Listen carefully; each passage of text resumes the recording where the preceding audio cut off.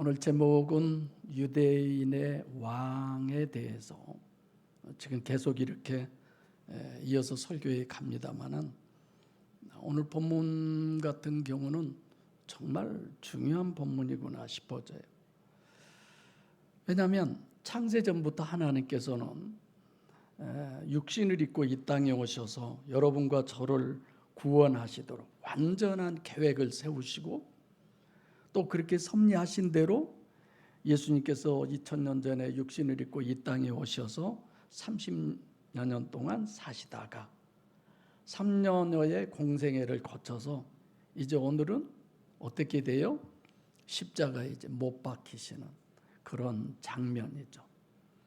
그래서 요한복음 3장 16절에도 하나님이 세상을 이처럼 사랑하사 독생자를 주셨으니 이는 저를 믿는 자마다 멸망치 않고 영생을 얻게 하려 하십니다. 하나님의 목적이에요. 이것이 우리를 구원하기 위해서 육신을 입고 이 땅에 오신 예수 그리스도의 목적, 공생애의 목적, 이 모든 것들이 육신으로 계시면서 인간의 영혼을 구원하시겠다고, 그리고 인간의 영혼을 구원하기 위해서 하나님은 이 세상에 오셨는데 우리가 좀 생각해 보아야 할 부분이 있습니다. 목적 자체가 여러분과 저의 영혼을 구원하러 오신 주님이 공생애 동안에 네 영혼을 내가 구원했다 라고 선언한 곳이 있습니까? 지금 오늘이 십자가에 못 박혀 돌아가시는 거예요. 그 모든 계획, 섭리, 목적, 이 부분이 분명함에도 불구하고 누군가의 어느 한 사람의 영혼을 구원했다 내가 지금 이 내용이 없어요. 이제 네가 오늘 나와 함께 낙원에 이르리라 나중에 이제 또 나오겠지만, 그러니까 17절에 지금 예수님께서 우리 모두의 십자가를 지신 것이 아니라 뭐라고 그래요? 자기의 십자가를 지셨다는 거예요. 다른 사람이 억지로 십자가를 지게 해서 졌다는 얘기가 아니에요.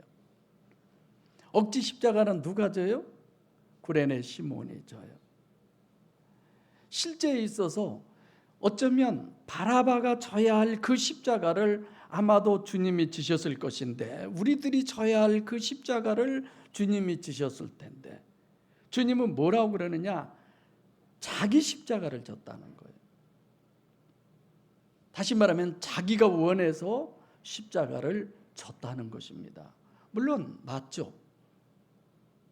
하나님은 여러분과 제 죄를 위해서 우리가 져야 할 그 사망에, 우리가 져야 할 그 고통에, 그 고난의 십자가를 주님이 지시는 거.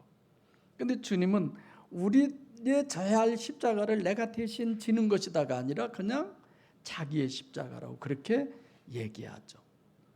그러니까 예수 그리스도의 구원을 올바로 정립한다는 것은 사실 굉장히 어려운 거예요. 이 땅에 육신을 입고 유일무이한 목적이 인간의 영혼을 구원하러 오셨고, 그래서 공생애 동안이나 사역 동안에 그렇게 오셨음에도 불구하고 인간의 영혼을 구원했다고 하는 직접적 얘기를 하시지를 않습니다. 그리고 이제 오늘 끝나버리는 거예요. 하나님이 목적이 있으셨는데 그 목적을 못 이루셨을까요? 30절에 말씀하는 것처럼 주님은 뭐라고 그러셨어요? 십자가에서 다 이루었도다라고 말씀하셔요. 그러니까 목적을 분명히 이루신 건 분명해요. 거듭 세 번째 얘기하지만 육신을 입고 오신 목적 자체가 육신의 인간을 구원하는 것이 목적이고, 공생애 동안에는 한 사람도 영혼을 구원한 적이 없는 것처럼, 그리고 육신을 입고 오늘 주님이 십자가에 못 박혀 죽으신 거죠. 그러면 도대체 성육신하신 하나님이 육신을 입고 이 땅에 오신 신인 메시아 예수 그리스도의 육신의 인간의 구원이 그러면 뭐냐 이거예요. 우리가 구원파가 아니지만 구원이 뭔 줄 우리가 분명히 알아야죠. 대부분 십자가의 대속으로 십자가에서 흘리신 피로 우리가 죄 사함을 받음으로 그러므로 말미암아 우리가 구원을 받는다. 대부분 이렇게 많이 해석하고 생각을 하죠. 이렇게 보면 전혀 무리도 아니에요. 그러면 어떻게 이런 부분을 해석할 것인가? 예수께서 십자가에서 흘리신 보혈로 모든 사람의 죄를 사해 주심으로 구원하러 오셨다. 그렇게 해석하고 정립을 하게 된 부분들을 우리가 너무 잘 알고 있습니다. 그러면 그냥 오셨다 죽어가지고 어떻게 모든 사람의 죄를 사해서 구원받을 수 있느냐? 자, 하나님은 이중체라고 내가 얘기하셨죠? 여러분들도 저도 마찬가지예요. 우리에게 영이 있고 육이 있습니다.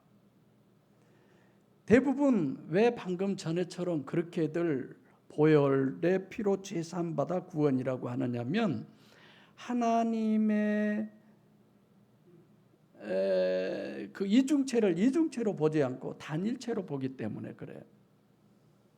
늘 했던 얘기지만 주님의 보혈의 주인인 예수 그리스도는 이중체예요, 단일체예요? 이중체예요. 분명히 예수님 안에 하나님이 계시잖아요.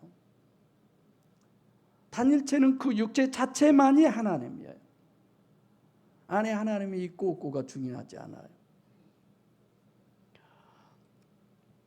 자, 삼위일체 성자 하나님은 이렇게 육신 자체가 하나님이신 예수 그리스도 단일체다. 이렇게 해석하고 정립하기 때문에 무조건 죄 사함이 구원이다. 이렇게들 그러다 보니까 보혈의 피가 그대로 인정이 되는 거죠. 자, 왜 내가 얘기를 하느냐? 오늘이 주님이 가신 마지막 길이에요. 하나님이 육신을 입고 이 땅에 오셔서 하나님의 목적대로 모든 것들을 다 이루고 가시는 마지막 길인데 십자가에 못 박히시는 생애의 결론으로 성육신하신 신인 메시아는 제가 지금 얘기하는 건 절대로 단일체가 아니다. 그분은 이중체다. 이걸 오늘 본문은 우리들에게 주장하고 있어요. 고로 여러분들과 저도 이중체예요. 육체가 나라고 하는 진짜 나의 정체가 영이 난데 그 영을 담고 있는 하나의 케이스에 불과하죠. 근데 많이들 육이 나라고 속고 살고 있어요. 그래서 육신의 감정이라든가 육신의 어떤 의지적인 결정이라든가 이런 것들을 더 중요시 여기는. 다시 말씀드리면 주님의 전생의 신학의 결론은 성육신하신 신인 메시아는 절대로 이 단일체가 아니고 이중체다. 이것이 십자가를 통해서 우리에게 설명해 주고 있는 거예요. 우리는 단 하나, 십자가 뭐냐? 내 죄를 위해서, 즉 내가 저 십자가에 못 박혀 죽어야 하는데 예수님이 대신 십자가에 못 박혀 죽으심으로 내 죄가 사함받았어. 그것을 믿음으로 내가 구원이야. 이렇게들 생각을 하죠. 그러나 주님은 그 십자가에 못 박힌 그 자체, 육체 자체가 하나님이 아니라 그 안에 계신 하나님, 여러분과 제 안에 영이 있는 이 영이 진짜 나듯이 그걸 설명하는 거죠. 그래서 늘 사무엘상 16장 13절에도 뭐가 메시아냐? 그냥 그렇게 구약상으로 보면 육신의 인간에게 기름 부음을 받은 그걸 메시아라고 그러죠. 그래서 예수 그리스도의 조상인 다윗은 사무엘상 16장 7절에 사무엘이 다윗에게 기름을 부은 거예요. 그래서 다윗이 성령의 역사로 뭐예요? 새 사람이 되었다. 그렇게 메시아를 증거합니다. 이사야 7장 14절, 9장 6절, 11장 1절로 2절 메시아를 이렇게 설명을 해요. 한 아이가 태어났다는 거예요. 그 한 아이, 한 싹이 태어났는데 그게 뭐예요? 전능하신 하나님이요 영존하신 아버지다. 그러니까 신인 메시아는 완전한 인간이면서 동시에 완전한 하나님이라는 성경의 약속, 이 계시처럼 이중체지 절대로 단일체가 아니다. 자, 제가 이걸 계속 얘기한 건 여러분들과 저는 육체가 다가 아니에요. 영이 나고 영이 다예요. 언젠가는 여러분들과 제가 천국을 간다.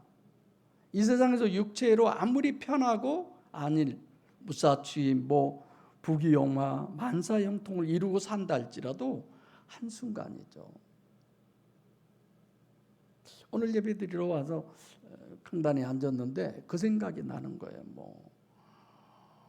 두 늙은 노인 부부가 부르는 찬양이 세상 사람 날 부러워 아니하여도 영국 황제 루이스가 날 부러워해.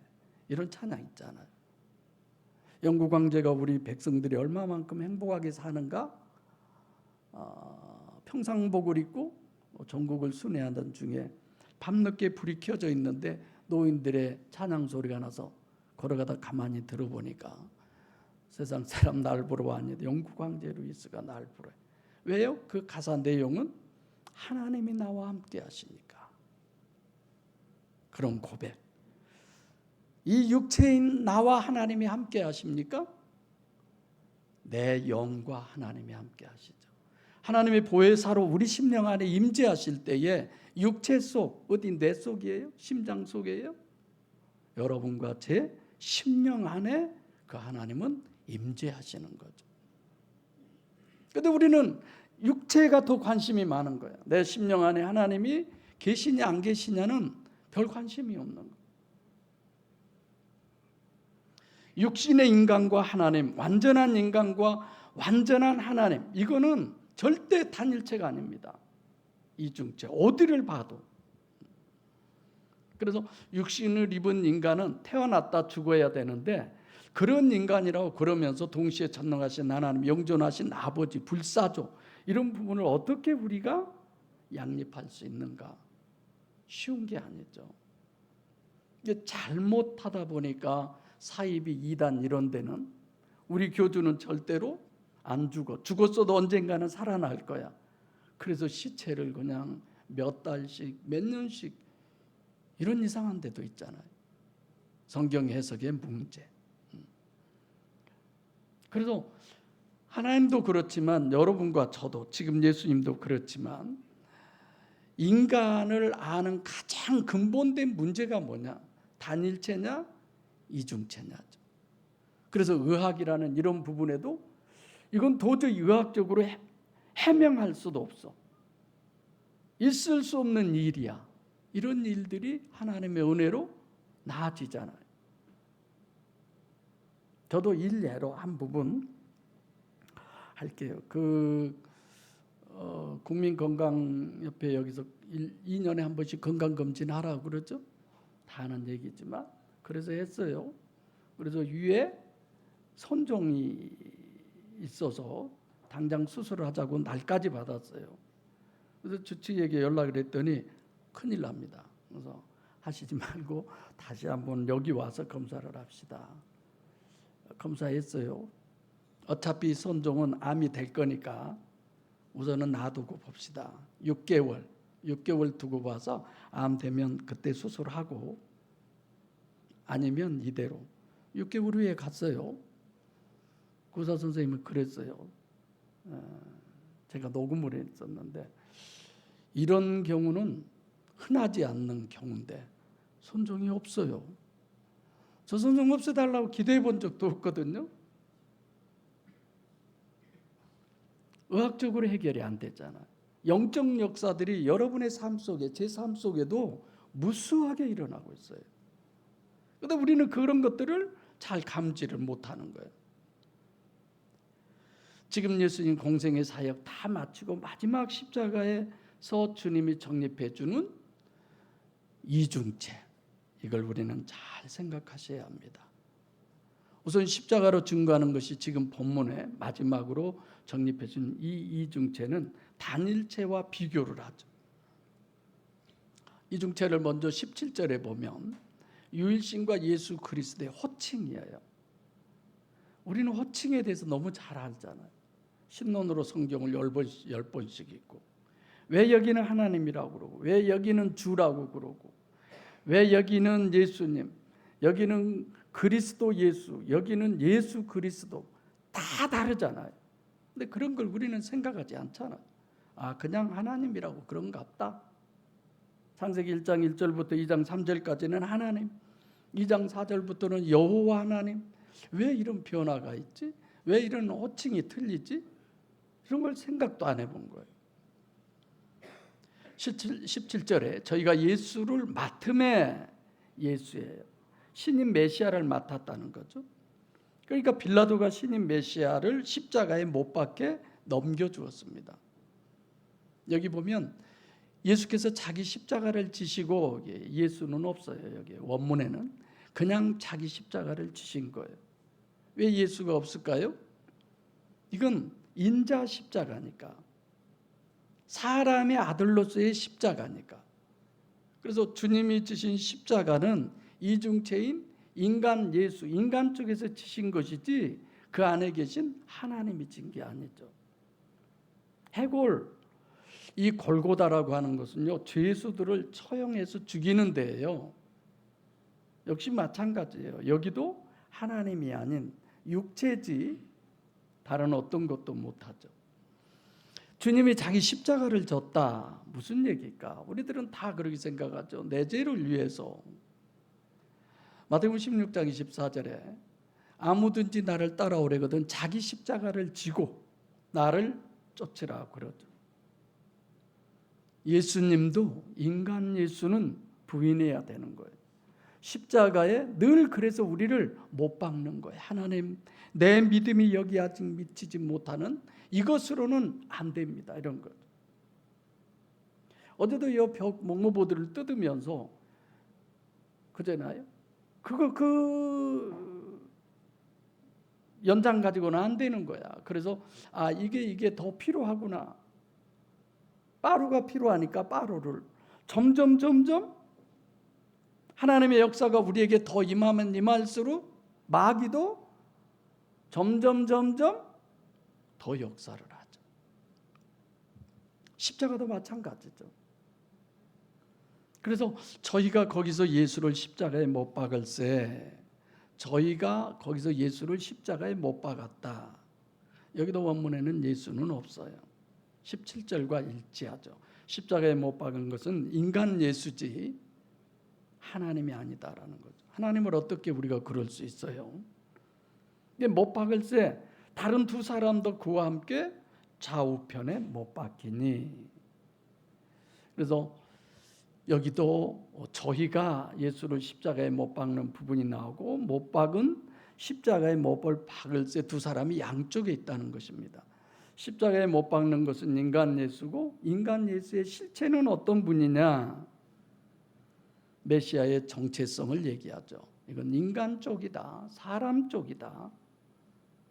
그래서 우리들도 가끔 우리에게 그런 기도가 필요해요. 하나님, 주님처럼 이런 나가 십자가에 못 박히게 해주세요.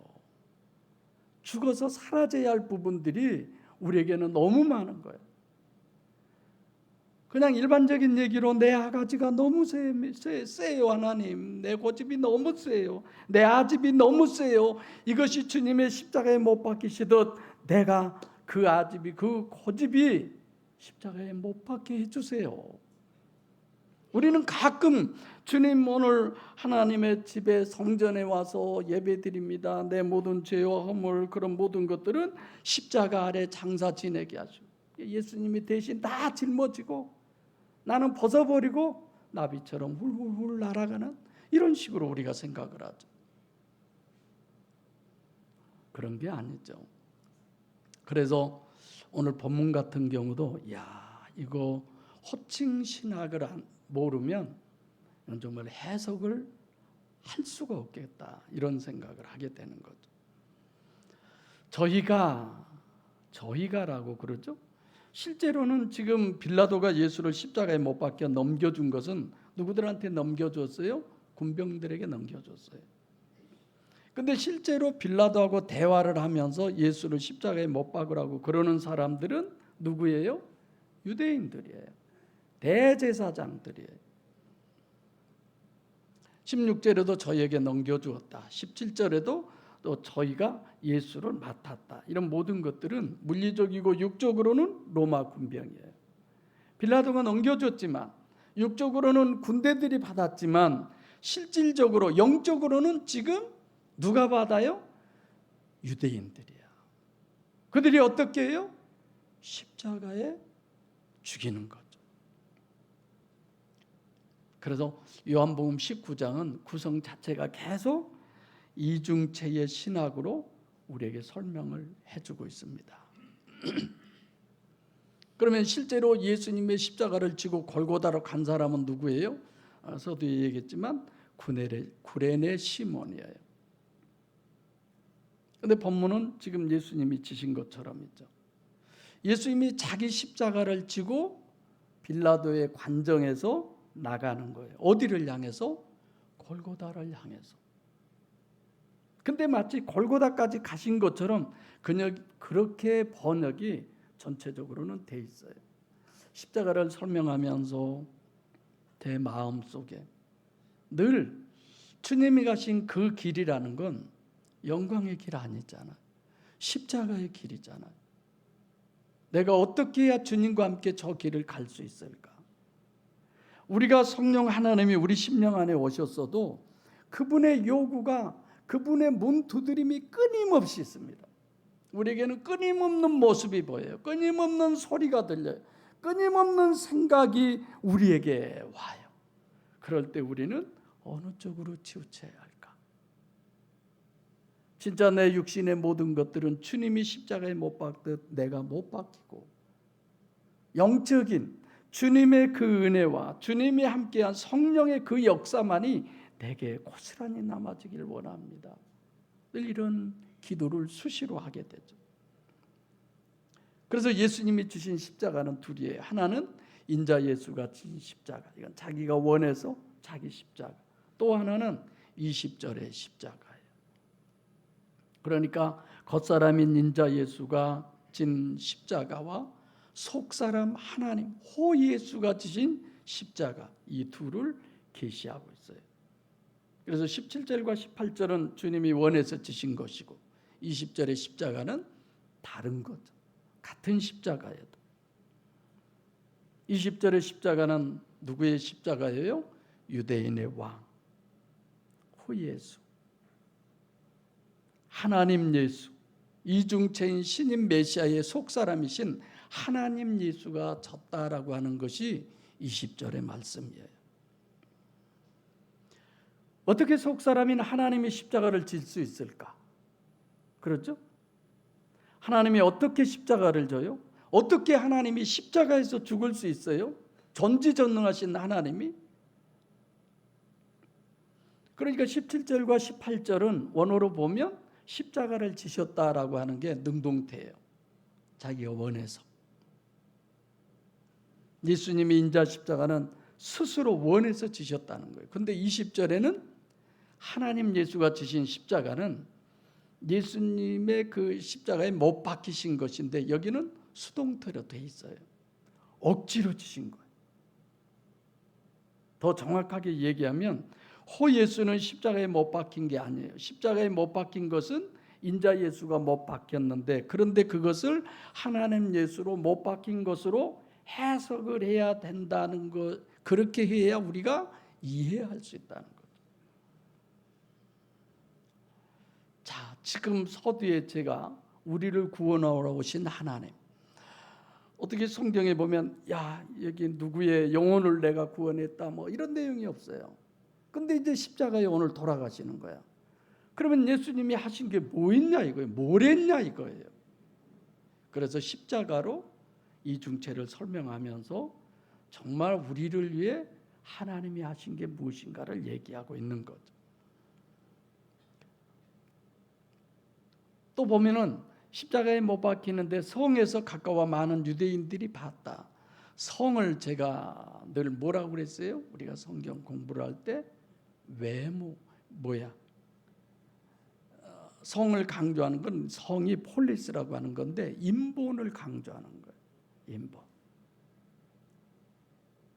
정말 어떤 때면요, 여러분이 하는 행동을 통해서, 여러분이 하는 언어를 통해서, 여러분이 어떤 마음의 표현을 한 걸 통해서 어쩌면 이 교회를 나가는 사람도 있고, 도저히 나는 더 견딜 수 없어서 목사님 이 교회 떠납니다, 이런 분도 있어요. 내가 뭘 하게요? 그 정도 왜 그럴까? 저 그렇게 하지 않아요. 당신의 믿음이 거기밖에 아니니까. 저 그렇게 생각하죠. 그럼 그대로 끝나느냐? 내가 그런 사람 데려다가 이런 일이 있으니까 우리 자매님, 집사님, 권사 이런 부분은 좀 이렇게 하셔야 합니다, 말하면 아무래도 목사 말 듣겠죠? 제가 안 하잖아요. 왜요? 내 말 듣고 신앙생활하면 안 되니까. 직접 그 심령 안에 하나님이 임재하셔서 하나님이 역사하기를 기다려야죠. 그를 통해서 저 사람은 상처가 필요하니까 하나님은 상처를 주신 거고, 문제는 내가 의의 도구로 쓰임 받느냐 악의 도구로 쓰임 받느냐는 그 사람의 문제죠. 그래서 이따도 얘기하겠지만 빌라도의 죄도 죄지만 나를 너한테 넘겨준 저들의 죄가 적다 크다? 크다라고 하잖아요. 이따 그것도 설명해 드릴게요. 그래서 성이라고 하는 건 인본이에요. 최대한 그런 인본을 안 하고, 하나님 이해되죠. 이것도 이해되지만 하나님이 역사하세요. 하나님이 하세요. 어제 많이 피곤했을 것 같잖아요. 피곤했어요. 이제 이사는 가야 하고, 이거는 여기다 갖다 붙이고, 저건 저기, 이런저런 생각을 하다 2시 훨씬 넘어서 저 누웠어요. 그리고 6시 못 돼서 일어났나?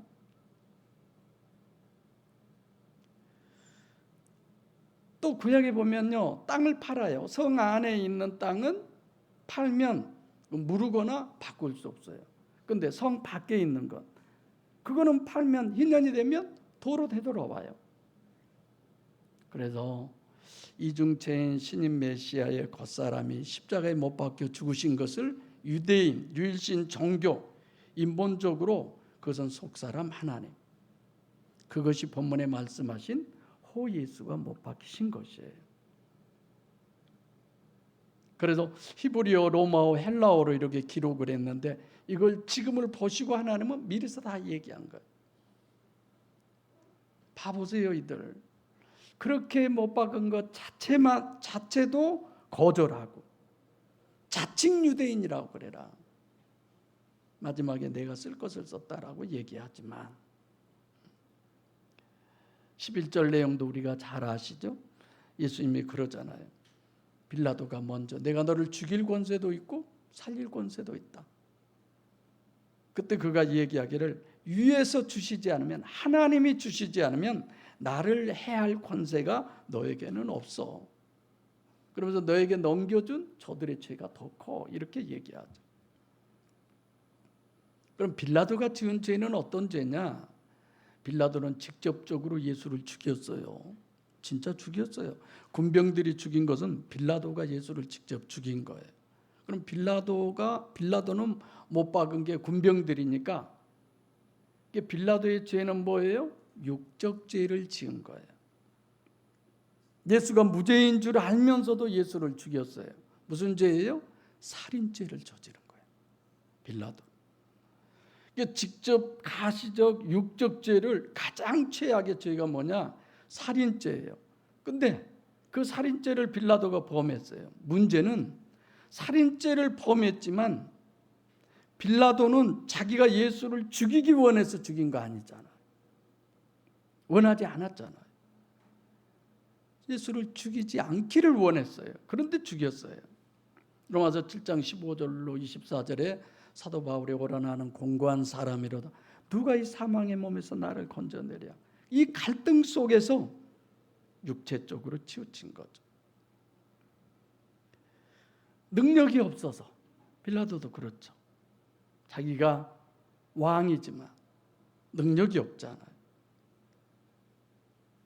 유대인의 죄는 그럼 어떤 죄냐? 유대인의 죄는 간접죄예요.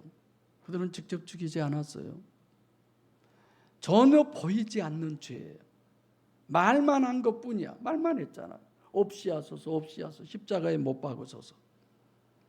다시 말하면 유대인의 죄는 영적 죄예요. 영적 죄는 내가 원해서 짓는 죄예요. 잘 생각해 보세요. 그걸 유대인으로 우리에게 설명해 주고 있어요. 그래서 영적 죄는 성경에서 음행이나 간음으로 설명을 해줘요.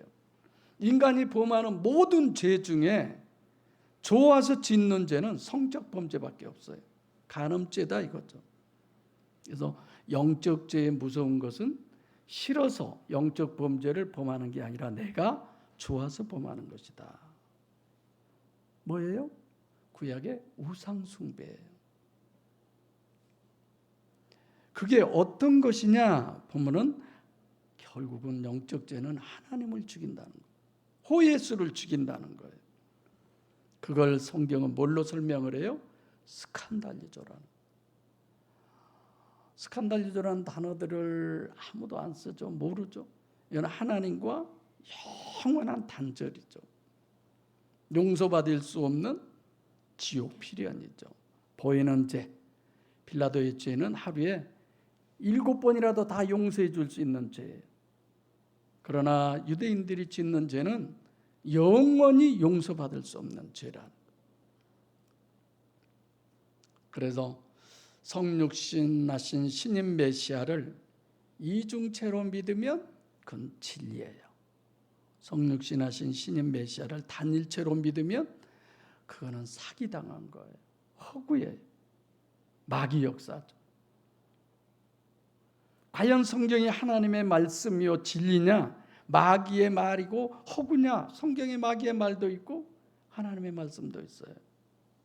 물론 하나님을 얘기한 얘기 속에 들어가 있으니까 다 하나님의 얘기지만 하나님의 말씀을 정면으로 거부하는 아담과 하와에게 나타난 뱀의 말 같은 경우. 마지막 빌라도가 나사렛 예수 유대인의 왕이라는 죄표를 붙였어요.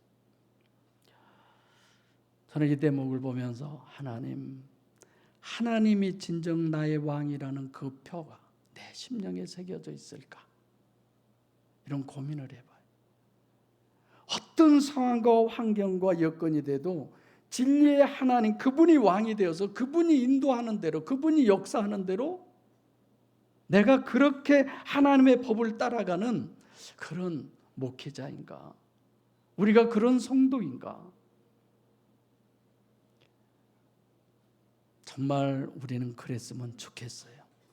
주님이 우하면 나는 좌우가 아니라 주님이 우하면 죽는 자리에도 내가 우할 것이고, 주님이 좌하면 그게 어떤 해로움과 어려움이 내게 있다 할지라도 나도 주님과 함께하는 내 심령 안에 왕이 주님 한 분만이시기를, 이런 기도를 하죠.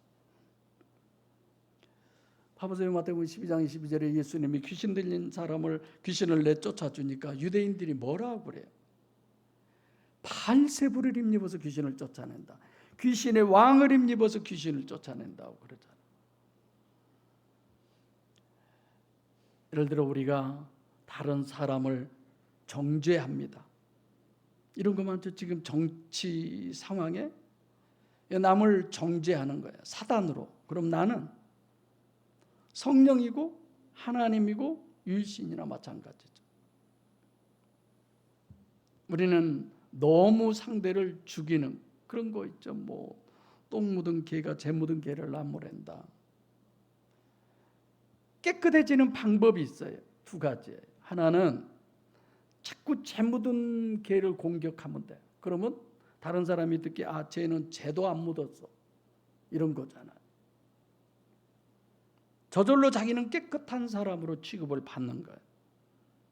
그래서 예수님이 그런 사람을 향해 뭐라고 그래요? 네 눈에는 틀보가 있는데 어떻게 남의 눈에 티를 지적할 수 있냐? 상대방 약점, 단점을 공격하고 심지어는 없는 것을 만들어서. 저도 그런 경우 많죠?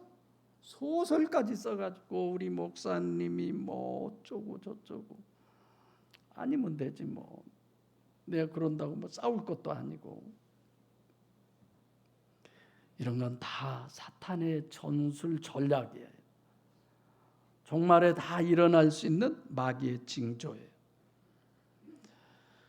그래서 육체우선이요, 가시적 결과 기준이요, 자기중심적인 마귀는 보이는 것으로 안 보이는 것을 눌러버리는 거예요. 덮어버리는 거예요.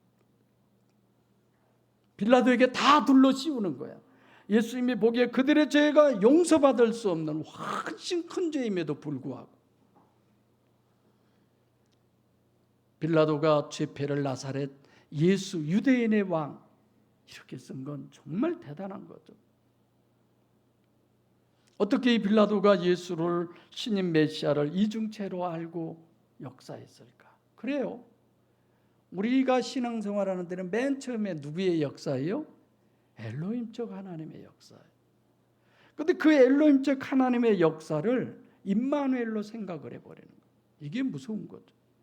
여호와의 과정을 거쳐서 임마누엘이 돼야 되는데, 그 빌라도도 지금 엘로힘적으로 설정을 하는 거죠. 왜 하나님께서는 이것을 빌라도를 통해서 계시하느냐? 지금 예수님께서 십자가를 지셨어요. 그 사람 예수가 지신 건데, 빌라도가 어떤 사람이 이방인이잖아요. 자기를 부인한 사람의 의미가 되는 거죠. 죄인의 의미죠. 그러면서도 이성을 가지고 있는 사람, 내가 날탱이라고 가끔 표현하지만 여기에다가 성령만 역사하면 되는 거예요. 그게 십자가의 신학입니다. 사랑하는 성도 여러분, 주님은 모든 사람을 구원하기를 위해서 이 땅에 오신 거 분명하고요. 모든 사람에 의해서 십자가에 지금 죽으시는 거예요. 그럼 이 모든 사람에게 이 복음을 우리는 어떻게 전할 것이냐? 그것이 여러분과 저의 사명이에요. 우리 자신은 구원받아야 할 것은 말할 것도 없거니와 모든 민족에게 천국 복음을 전해야 되는. 그래서 어떻게 하면 상황, 여건 이런 부분으로 봐서 여기 있는 것보다 우리가 이사 가는 것이 더 좋을까? 그런 고민에서 우리가 교회를 이전도 하는 거죠. 내가 우리 친구들에게 교회 이전한다고 그랬더니 이전하는데 축하해주러 방문한대요. 우리 친구들이 온대요. 교인이 몇 명이나 되는데 그래. 굉장히 많아. 그 가는 교회가 몇 평 정도 돼? 120평. 와, 몇백 명은 되겠네. 우리 목사 달리 봐야 쓰겠는데 이런 거. 수 많다니까. 수가 많으면 목사가 그렇게 능력 있게 보이나 봐요. 적으면 또 반대겠죠? 그렇습니다. 이중체로 실제적인 정립 그리고 그 능력으로 우리는 늘 단일체와 싸워야 돼요. 나 자신도 육체가 다가 아니야. 너희들의 겉모양을 단장하지 말고 속사람을 단장하라고 서신서에 그러잖아요. 늘 뭘로? 하나님으로. 그렇게 해서 주님의 소원을 이루시고 천국의 영광을 누리는 여러분과 제가 되기를 소원합니다.